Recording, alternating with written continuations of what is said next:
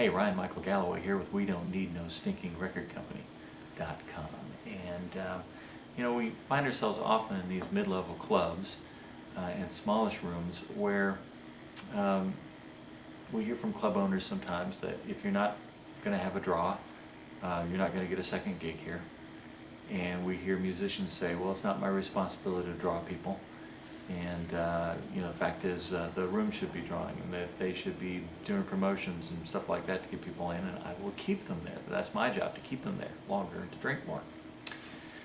Well, the fact is, kind of both are right. There are certainly the kind of entertainers that just go in, and they, by virtue of the club having entertainment, people come, and that's okay.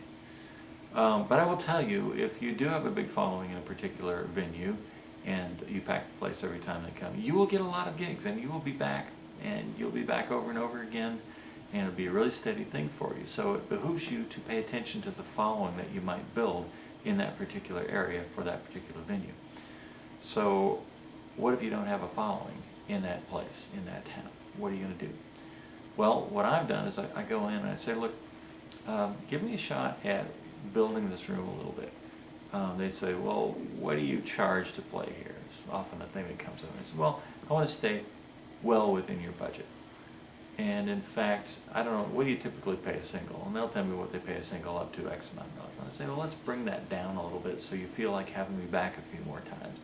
And let me come in 3 or 4 times and let me work this audience and build my list here. And mostly they say, oh, well, I appreciate that. You want to work with me? Come on in. So I'll play, every 3 or 4 weeks at that place, and I'll work the crowd every single time. I'll hand out my little mini posters that I have that have all my information.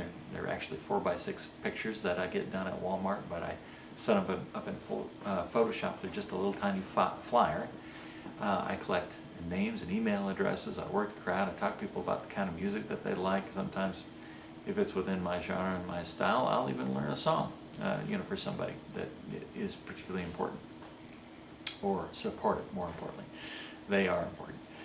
And then you'll find that you get these people that are sneezers. They'll bring their friends or their brothers and sisters in, or their dads in, or their kids in when you start showing up over and over again.